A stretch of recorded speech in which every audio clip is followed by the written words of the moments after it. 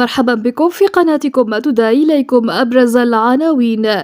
إجراءات مشددة في الأعراس المغربية هذا الصيف. قبل ما نبدأ في التفاصيل ما تنسوش بالفيديو واشتركوا في القناة باش يوصلكم دائما كل جديد.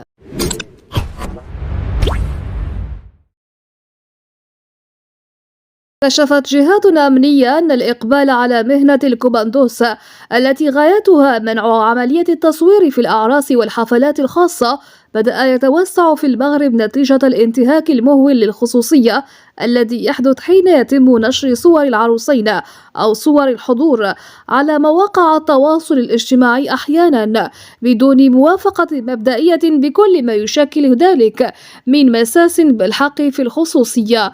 وأبرزت هذه الجهات أن هذا الصيف عرف إقبالا مضاعفا مقارنة مع الصيف الماضي، مشيرة إلى أن مدن مغربية أخرى صارت تطلب هذه الخدمات التي تتوفر حاليا بشكل مكثف وأساسي في الدار البيضاء وبعض مدن الشمال، حيث ظهرت معتبرة أن عملية مصادرة الهواتف لا تتم بشكل مكثف بقدر ما يتم التركيز على طلب حذف الصور ووضع ملصقات على عدسات التصوير المثبتة في خلفية الهواتف الذكية.